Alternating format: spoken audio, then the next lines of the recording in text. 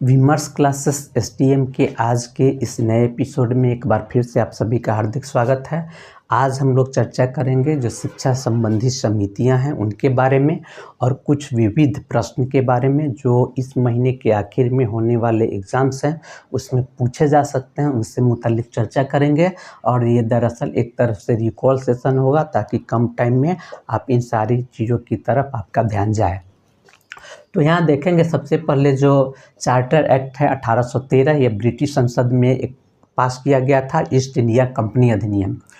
तो उससे संबंधित है। इसमें ईस्ट इंडिया कंपनी इस बात ने ये तय किया था कि 1 लाख रुपए भारत में उसके द्वारा खर्च किए जाएंगे शिक्षा के विकास के लिए या फिर शिक्षा के प्रचार प्रसार के लिए। और यहाँ दे दिया गया है कि उस समय जो कंसर्न गवर्नर जनरल थे उनके बारे में भी, ताकि आप एक ब्रॉड वे में इसका आइडिया ले सकें। तो उस समय जो गवर्नर जनरल थे वो लॉर्ड मिंटो प्रथम थे 1807 से, और 1813 इनका कार्यकाल था। सेकेंड जो कमेटी आई थी उसको हम लोग जानते हैं, काफ़ी चर्चित है, ये मैकालेस मिनट्स के नाम से इसको जानते हैं। और ये 1835 में आई थी। इसने एक सिद्धांत दिया था डाउनवर्ड फिल्ट्रेशन थ्योरी, अर्थात अधोमुखी निस्पंदन का सिद्धांत। इसमें इसका ये कहना था कि सबसे पहले अंग्रेजी तालीम समाज के जो उच्च स्तरीय लोग हैं, जो मतलब रिच टाइप के हैं, उनको दिया जाए और उनके थ्रू अंग्रेजी शिक्षा धीरे धीरे निचले तबके तक अर्थात गरीब लोगों तक जाएगी। और गरीब लोग तब क्या होगा कि उनके द्वारा, चूँकि उच्च वर्ग के द्वारा या उच्च जो स्तर के लोग हैं उनके द्वारा तालीम दी जाएगी, तो उनको उनके द्वारा कही हुई बात भी मानेंगे और उनको अपना आइडियल भी मानेंगे। तो ये जो आया था लॉर्ड विलियम बेंटिक के समय में आया था, 1828 से 1835 इनका कार्यकाल था। और हम जानते हैं कि भारत का प्रथम गवर्नर जनरल, कई बार क्वेश्चन पूछे जाते हैं तो वो लॉर्ड विलियम बेंटिक होगा। और अगर ये पूछा जाता है कि भारत का प्रथम वायसराय कौन है, तो उसका आंसर लॉर्ड कैनिंग होता है। और स्वतंत्र भारत का प्रथम गवर्नर जनरल पूछा जाए तो लॉर्ड माउंटबेटन होगा। और स्वतंत्र भारत का आखिरी और प्रथम भारतीय गवर्नर जनरल पूछा जाए तो सी राजगोपालाचारी होगा। तो उसके बाद नेक्स्ट है वुड्स डिस्पैच, ये 1854 में आया। इसे भारतीय शिक्षा का मैग्ना कार्टा के नाम से भी जानते हैं। और ये कार्यकाल था लॉर्ड डलहौजी का, जो 1848 से 1856 तक रहे। और हम जानते हैं कि इन्हीं के समय में 16 अप्रैल 1853 को मुंबई से थाने के बीच 34 किलोमीटर तक प्रथम बार रेलगाड़ी चलाई गई थी।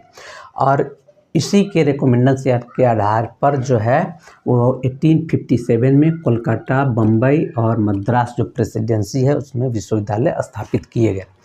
अब फोर्थ में आप देखेंगे लिखा हुआ है हंटर कमीशन, ये 1882 में आया। यही वो काल था जो लॉर्ड रिपन के समय 1880 से 1884 इनका टेन्योर था। और इसी समय 1881 में भारत की प्रथम नियमित जनगणना संपादित हुई थी। इसको हंटर कमीशन को भारतीय शिक्षा आयोग के भी नाम से जानते हैं। और एक और जो मशहूर भारत का शिक्षा आयोग है दौलत सिंह कोठारी आयोग, इसको भी इंडियन एजुकेशन कमेटी अर्थात भारतीय शिक्षा आयोग के नाम से जानते हैं। अब नेक्स्ट जो है यहाँ यूनिवर्सिटी कमीशन, वो सर थॉमस रेले की सदारत में 1902 में बनाई गई थी। इस समय जो गवर्नर जनरल थे वो लॉर्ड कर्जन थे। उनका कार्यकाल था 1899 से 1905 ईस्वी तक। और इसको भारतीय विश्वविद्यालय अधिनियम इसी समय पारित किया गया था 1904 ईस्वी में। अब यदि बात करें कि सैडलर कमीशन कब आया था, तो ये आया था 1917 में। भारतीय शिक्षा में क्या विकास हुआ है, उसकी क्या स्थिति है वो देखने के लिए। और ये कार्यकाल जो था वो लॉर्ड चेम्सफोर्ड का था, जो 1916 से 1921 तक भारत में गवर्नर जनरल के पद पर कार्यरत है। तो ये बताने का ये अर्थ है कि अगर कई सारे कमीशन दे दिए जाएं और उनका टाइमिंग दे दिया जाए और कहा जाए कि इनमें से कौन सही है या कौन गलत है, तो आपको एक ब्रीफ आइडिया रहे। अब एक हार्टोग कमेटी है, ये आई थी 1928-1929 में। और इस समय जो गवर्नर जनरल थे भारत के वो लॉर्ड इरविन थे। और इनका कार्यकाल था 1926 से 31। और इसको हम वहाँ भी थोड़ा जोड़ के देखेंगे कि यही वो समय है जब 4 मार्च 1931 को महात्मा गांधी और लॉर्ड इरविन के बीच समझौता होता है। और तब क्या होता है कि उसके बाद जो सिविल डिसोबीडियंस मूवमेंट है या सविनय अवज्ञा आंदोलन या दांडी मार्च या नमक कानून, से संबंधित आंदोलन उसको वापस कर लिया गया था। 12 मार्च 1930 से लेकर और 78 अनुयायियों के साथ महात्मा गांधी चले थे और दांडी पहुंचे थे 241 मील की यात्रा करके, और वहां 6 अप्रैल 1931 को नमक बनाकर इस कानून को तोड़ा गया था। चूँकि इतनी समुद्री एरिया रहने के बावजूद भी अंग्रेज़ हमसे नमक पर कर लेते थे, तो यहाँ से कोरिलेट करके देखेंगे। अब यहाँ है एक वर्धा योजना या बुनियादी शिक्षा, या फिर इसी को नई तालीम भी कहते हैं। ये हम लोग जानते होंगे महात्मा गांधी के द्वारा दिया गया है बुनियादी शिक्षा, लेकिन इसी को वर्धा योजना और नई तालीम के नाम से भी जानते हैं। ये 1937 में आया था। अब इस बीच में एक आयोग है सार्जेंट कमीशन। सार्जेंट आयोग जो है वो उस समय तत्कालीन भारत में शिक्षा सचिव थे, तो 1944 में बना था, और उसके बाद देश जब आज़ाद हुआ 15 अगस्त 1947 को, तो सबसे पहला बना हुआ आयोग है आज़ादी के बाद, वो है राधा कृष्णन आयोग, जिसको हम लोग विश्वविद्यालय आयोग भी कहते हैं। और इसी के रिकमेंडेशन के आधार पर यूजीसी की स्थापना हुई थी नवंबर 1956 में। अब उसके नेक्स्ट जो बना था मुदालियर आयोग या ए लक्ष्मण मुदालियर आयोग, ये माध्यमिक शिक्षा से रिलेटेड था, 1952 में बना, और इसी की सिफारिश के आधार पर देश भर में बहुउद्देशीय स्कूल अर्थात मल्टीपर्पस स्कूल्स बने थे।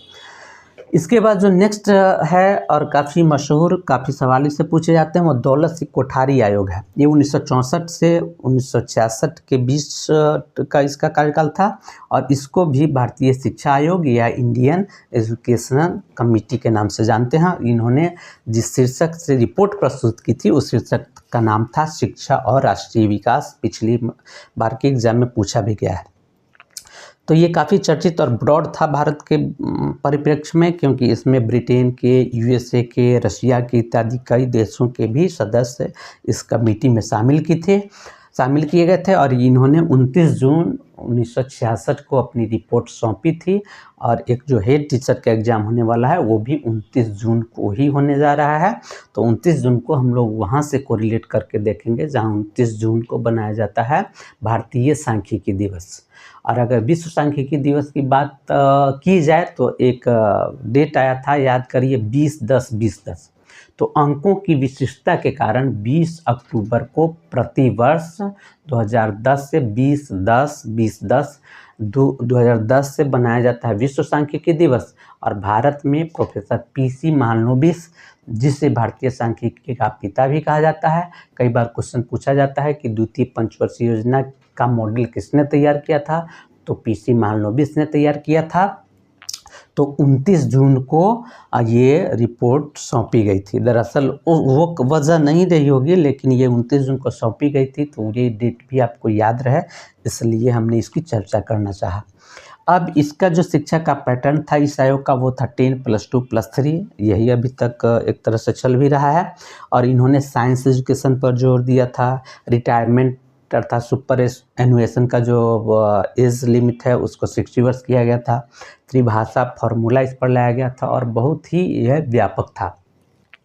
अब कुछ जो राष्ट्रीय शिक्षा नीति बनी, तो भारत की प्रथम राष्ट्रीय शिक्षा नीति बनी थी, वो नेशनल पॉलिसी ऑफ एजुकेशन 1968 में इंदिरा गांधी प्रधानमंत्री थी उस समय, और द्वितीय जो बनाई गई थी वो 1986 में, इस समय राजीव गांधी प्रधानमंत्री थे।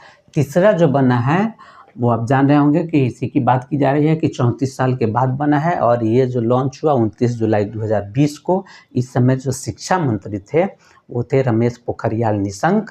और इसके बारे में थोड़ा ये अगर चर्चा कर लें कि दरअसल इसकी पृष्ठभूमि पहले ही लिखी जा चुकी थी जब नई गवर्नमेंट आई थी।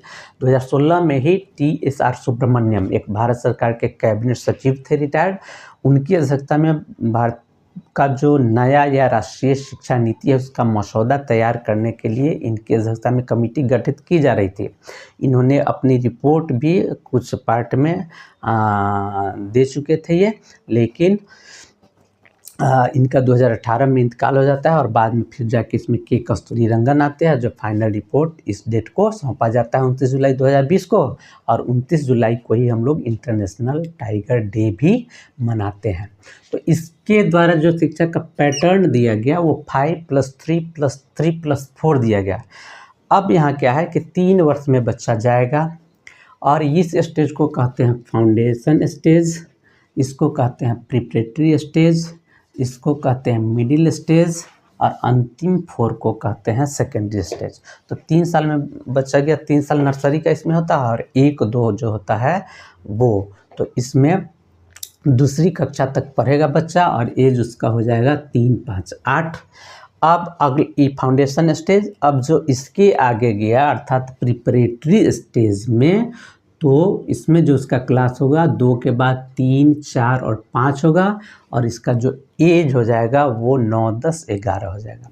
इसके बाद इस +3 का मतलब है मिडिल स्टेज, अर्थात यहाँ तक बच्चा 5वीं की पढ़ाई कर चुका और एज हो गया 11।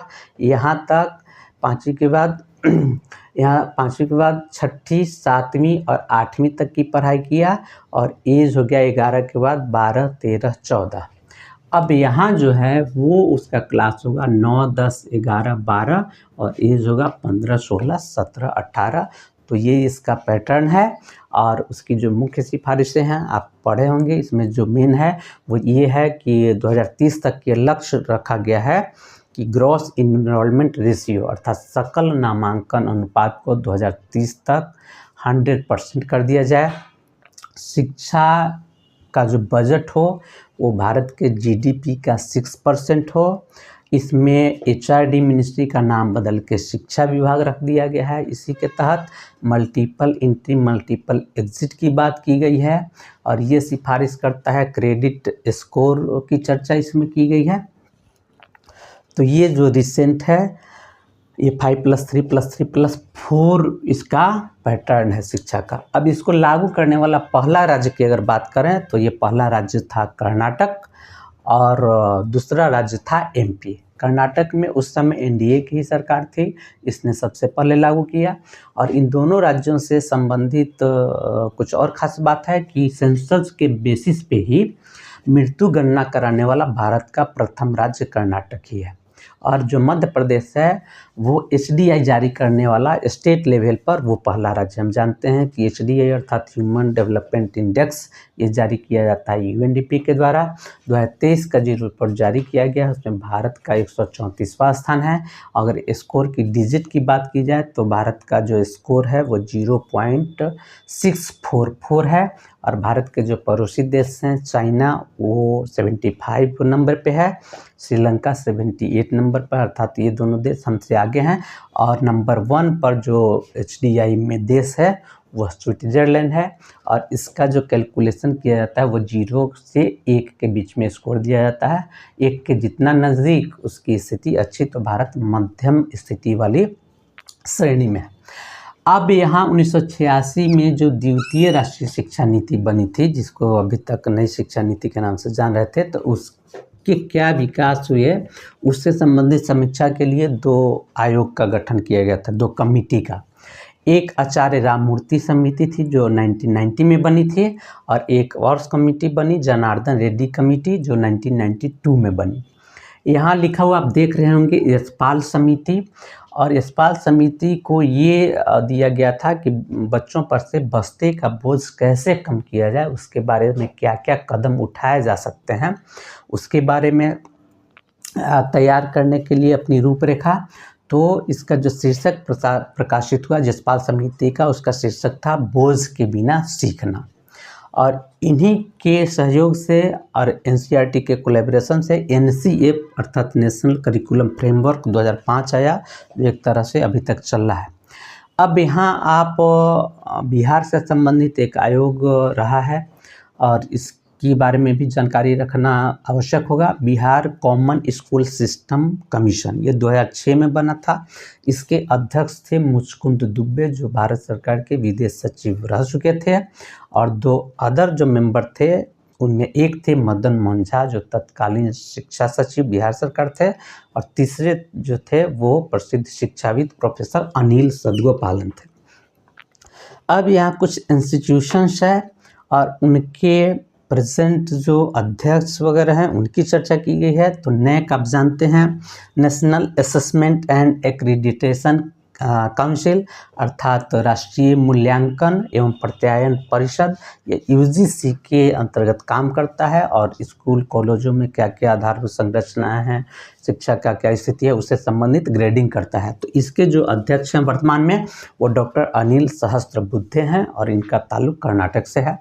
एनसीईआरटी की स्थापना हुई थी 1961 में और ये जस्टिस वर्मा कमेटी की सिफारिश के आधार पर बनाया गया था। इसके वर्तमान जो अध्यक्ष हैं वो प्रोफेसर दिनेश प्रसाद सकलानी हैं। अब डायट पूछा जाए कि कब बनी थी, तो ये डायट 1986 की जो शिक्षा नीति थी उसी के आधार पर भारत सरकार द्वारा वित्त पोषण के द्वारा सभी जिलों में district institute of education and training बनाया गया था। और आप जानते ही होंगे कि नवोदय विद्यालय भी इसी शिक्षा नीति की देन है। अब यूजीसी हम देखें, नवंबर 1956 में इसकी स्थापना हुई और इसके जो प्रेजेंट अध्यक्ष हैं वो एम जगदीश कुमार हैं। एनसीटी है, national council of teacher education, ये अध्यापक शिक्षा से संबंधित है। इसकी स्थापना हुई थी 17 अगस्त 1995 को और यही वो ईयर है जब से एमडीएम शुरू हुई। और अगर बात आती है कि सर्व शिक्षा अभियान कब से शुरू हुई, तो 2001 से, और सर्व शिक्षा अभियान का नाम बदल के समग्र शिक्षा कर दिया गया है और उसमें 8वीं से बढ़ा के 12वीं तक का जो स्कूल क्लासेस आएंगे, स्कूली सिस्टम, उसको उसके अंतर्गत रखा गया है। अब इसके जो वर्तमान अध्यक्ष एनसीटी के वो प्रोफेसर पंकज अरोड़ा हैं। तो एजुकेशनल जो इंस्टीट्यूट्स हैं मेन और उनके जो चेयरमैन हैं उसके बारे में भी जानकारी रखेंगे। ऑपरेशन ब्लैक बोर्ड जो शुरू हुआ था, ऑपरेशन ब्लैक बोर्ड, ये स्कूलों में खास करके प्राइमरी स्कूलों में जो बेसिक एम्यूनिटीज़ है अर्थात मूलभूत सुविधाएं हैं उसको फराहम कराने के उद्देश्य से ये लाया गया था 1987 में। केंद्रीय विद्यालय संगठन जो है केवीएस, उसकी स्थापना हुई थी 15 दिसंबर 1963 को और नवोदय विद्यालय समिति के स्थापना दिवस है 13 अप्रैल 1986। और यदि ये पूछा जाता है कि केवीएस और एनवीएस के वर्तमान अध्यक्ष कौन हैं, तो इसके अध्यक्ष केंद्रीय शिक्षा मंत्री जो होते हैं वही होते हैं, जो वर्तमान में अभी हैं धर्मेंद्र प्रधान। एक असर की चर्चा की गई है। प्रथम नाम से एक संस्था है जो असर रिपोर्ट जारी करती है। इसका मतलब हुआ कि annual status of education report, ये प्रथम के द्वारा जारी किया था और इसी ने ये बताया था कि क्लास 3 के या फिर 5 के जो बच्चे हैं वो अपनी पिछली कक्षा की जो किताबें हैं उनको भी धारा प्रवाह नहीं बोल सकते हैं और उनकी जो फंडामेंटल लिटरेसी न्यूमरेसी है उसका स्तर कम है। तो ये शिक्षा नीति में बात की गई है कि फंडामेंटल लिटरेसी और न्यूमरेसी के लिए एक मिशन बनाया जाएगा। अब यहाँ कुछ क्वेश्चन के माध्यम से आपका ध्यान आकृष्ट कराना चाह रहे हैं। चूँकि हम लोग शिक्षा से संबंधित है तो शिक्षा संबंधित गतिविधियों के प्रति हम कितने अवेयर हैं, कितने सेंसिटिव हैं, उससे रिलेटेड ये क्वेश्चन है कि इनमें से किन्हें राष्ट्रीय शिक्षक पुरस्कार 2023 से नवाजा गया। ए ऑप्शन है अनिल कुमार सिंह, बी ऑप्शन है द्विजेंद्र कुमार, सी ऑप्शन है गुड्डी कुमारी, डी ऑप्शन है उमेश कुमार यादव। और ई तो आप जानते ही हैं, जो ई रहेगा उपयुक्त में से कोई नहीं या उपयुक्त में से एक से अधिक। तो हमको ये जानना चाहिए कि इस बार जो राष्ट्रीय शिक्षक पुरस्कार 2023 मिला है उसमें से बिहार के 3 शिक्षक को मिला है, जिसमें एक है अनिल कुमार सिंह, कैमूर से ताल्लुक़ रखते हैं। एक शिक्षक है द्विजेंद्र कुमार जो मध्य विद्यालय मधुबन बाजपट्टी प्रखंड सीतामढ़ी से ताल्लुक़ रखते हैं, और एक गुड्डी कुमारी हैं जिनका संबंध किशनगंज जिला से है। इन तीनों को मिला है राष्ट्रीय शिक्षक पुरस्कार राष्ट्रपति महोदया के द्वारा। यहाँ जो एक और ऑप्शन है उमेश कुमार यादव, तो बिहार में जो 20 शिक्षकों को दिया गया राजकीय पुरस्कार, तो इनको बिहार का राजकीय पुरस्कार 2023 से नवाजा गया। अब यहाँ कई बार क्वेश्चन ये पूछे जाते हैं कि बिहार में यूनिवर्सिटी जो एजुकेशनल इंस्टीट्यूट्स है, हायर एजुकेशनल इंस्टीट्यूट, तो वो कितने कितने हैं। तो सेंट्रल यूनिवर्सिटी पूछा जाए तो 4 हैं। जानते हैं कि दक्षिण बिहार सेंट्रल यूनिवर्सिटी गया, उसके बाद महात्मा गांधी सेंट्रल यूनिवर्सिटी मोतिहारी, उसके बाद राजेंद्र कृषि विश्वविद्यालय समस्तीपुर, और उसके बाद नालंदा अंतर्राष्ट्रीय विश्वविद्यालय जो है राजगीर में। वो स्टेट यूनिवर्सिटी की बात की जाए तो टोटल स्टेट यूनिवर्सिटीज़ हैं बिहार में 20, प्राइवेट यूनिवर्सिटी हैं 7 और डीम्ड यूनिवर्सिटी या डीम्ड टू बी यूनिवर्सिटी है 2, जिसमें एक है नव नालंदा महाविहार, इससे भी संबंधित क्वेश्चन पूछे गए हैं बीपीएससी के द्वारा। और एक है भारतीय योग संस्थान करके, जो मुंगेर योग का बहुत पुराना केंद्र है वहाँ। तो इसका ये मतलब होता है डीम्ड यूनिवर्सिटी का कि बहुत सारा इसको पावर रहता है कि वो अपना सिलेबस तय करे, अपना फीस तय कर पाए। राज्य सरकार का बहुत ज़्यादा इंटरफेरेंस नहीं रहता है, यूजीसी के कनेक्शन में आ जाता है। तो इस तरह से डीम्ड यूनिवर्सिटी हुआ करता है। अब परीक्षा में कई बार क्वेश्चन पूछे गए हैं कि राष्ट्रपति या प्रधानमंत्री का क्रम कौन सा है। तो वर्तमान जो प्रधानमंत्री हैं श्री नरेंद्र मोदी, उनका व्यक्ति के रूप में क्रम है 14वां। और यदि कार्यवाहक प्रधानमंत्री की बात की जाए तो हम जानते हैं कि 27 मई 1964 को जवाहरलाल नेहरू जी के इंतकाल के बाद गुलजारी लाल नंदा कार्यवाहक प्रधानमंत्री रहे थे, और फिर लाल बहादुर शास्त्री के इंतकाल के बाद भी रहे थे। तो अगर उनको भी ऐड कर लिया जाए तो फिर ये 15 हो जाएगा। अब अगर बात की जाए कि नीतीश कुमार जो बिहार के सीएम हैं, उनका क्रम व्यक्ति के रूप में कैमा है, तो उनका व्यक्ति के रूप में क्रम जो है 23वां है। हालांकि 22वें नंबर के व्यक्ति के रूप में इन्होंने वोट लिया था, बाद में फिर जीतन राम मांझी का क्रम 23वां रहा और फिर ये बन गए। तो ये भारत भर में सबसे अधिक बार शपथ लेने वाले अब तक के मुख्यमंत्री हैं, 9वीं बार। ये भी याद रखा जाए कि अगर पूछा जाएगा कि बिहार के मुख्यमंत्री नीतीश कुमार ने कितनी बार मुख्यमंत्री पद की शपथ ली है, तो 8, 9, 10, 11 ऐसे करके रहे, तो 9वीं बार। और भारत में सबसे ज़्यादा दिन तक मुख्यमंत्री का पद संभालने वाले ज्योति बसु का रिकॉर्ड अभी है, जो पश्चिम बंगाल के रहे थे 1977 से 2000 तक मुख्यमंत्री। अब यहाँ अगर पूछा जाए कि chief justice of India DY Chandrachud अर्थात धनंजय यशवंत चंद्रचूड़ का क्रम कौन सा है, तो ये 50वां क्रम है इनका। और ये भारत की एकमात्र CJI हैं जिनके पिता भी चीफ जस्टिस ऑफ इंडिया रह चुके हैं, YB चंद्रचूड़। और मज़े की बात यह है कि एक निजता के अधिकार से संबंधित 9 न्यायाधीशों की एक कमेटी बनी थी, तो उसमें इन्होंने अपने पिता के द्वारा दिए गए फैसले को ही पलट दिया था। मतलब वो न्यायिक बात थी, सिर्फ जानकारी के लिए हम ये कह रहे हैं आपको। राष्ट्रपति का क्रम पूछा जाए, द्रौपदी मुर्मू राष्ट्रपति बनने से पहले ये झारखंड की राज्यपाल थी और उड़ीसा से ताल्लुक़ रखती हैं, तो ये 15वें क्रम की राष्ट्रपति है। अगर वाइस प्रेसिडेंट की बात की जाए, जो भी प्रेजेंट में है जगदीप धनखड़, इनका क्रम है 14वां। और चीफ इलेक्शन कमिश्नर मुख्य चुनाव आयुक्त की बात की जाए, चूँकि हालिया अभी इलेक्शंस हुए हैं, और ये भी याद रखेंगे कि लोकसभा इलेक्शन के साथ साथ 4 विधानसभाओं के भी इलेक्शन हुए, जिसमें आंध्र प्रदेश, उड़ीसा, अरुणाचल प्रदेश और सिक्किम शामिल है। तो अभी जो राजीव कुमार हैं वो 25वें नंबर के हैं। और RBI अर्थात रिजर्व बैंक ऑफ इंडिया के गवर्नर, ये भी क्वेश्चन पूछा जाता है कि RBI अधिनियम कब बना, तो अधिनियम 1934 में। और इसमें भी कंफ्यूज नहीं होंगे कि RBI की स्थापना कब हुई थी, तो RBI की स्थापना हुई थी 1 अप्रैल 1935 को, और इसका राष्ट्रीयकरण हुआ था RBI का 1 जनवरी 1949 को। तो राष्ट्रीयकरण है 1 जनवरी 1949 और स्थापना है 1 अप्रैल 1935। इसके प्रथम जो गवर्नर थे सर ओसबर्न स्मिथ थे, और चूँकि 1935 में बना तो जाहिर सी बात है उसमें भारत गुलाम ही था। और आज़ाद भारत का प्रथम RBI गवर्नर पूछा जाए तो सर CD देशमुख अर्थात सर चिंतामणि द्वारकानाथ देशमुख। अभी जो 25वें क्रम के हैं उनका नाम शक्तिकांत दास है। राज्यपाल की बात की जाए तो बिहार के जो वर्तमान राज्यपाल है राजेंद्र विश्वनाथ आर्लेकर, उनका क्रम 40वां है। अब यहाँ आप नीचे एक क्वेश्चन देख रहे होंगे, इस क्वेश्चन का ये मकसद है कि पूछा जाता है कि बिहार में जो कुछ फेमस इंस्टीट्यूशंस है या रिसर्च सेंटर है उसके बारे में। तो ये क्वेश्चन है कि राष्ट्रीय औषधीय शिक्षा एवं अनुसंधान संस्थान स्थित है कहाँ? A Patna, B Vaishali, C Hajipur, D Bodhgaya और E उपयुक्त में से कोई नहीं या उपयुक्त में से एक से अधिक।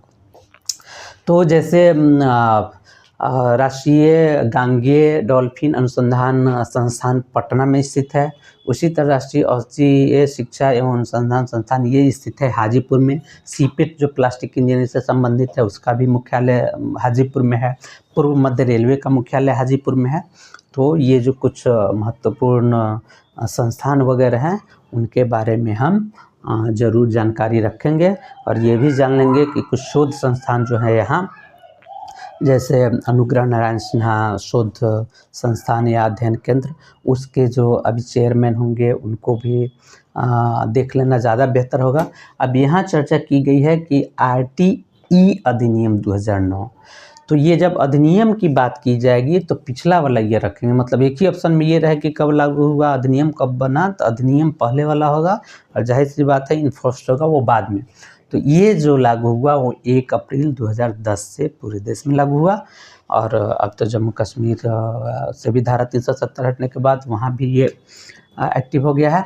अब इसमें जो कुल धाराएं हैं वो उतनी ही हैं जितनी बिहार में जिलों की संख्या, अर्थात 38, और इसमें अध्याय है 7।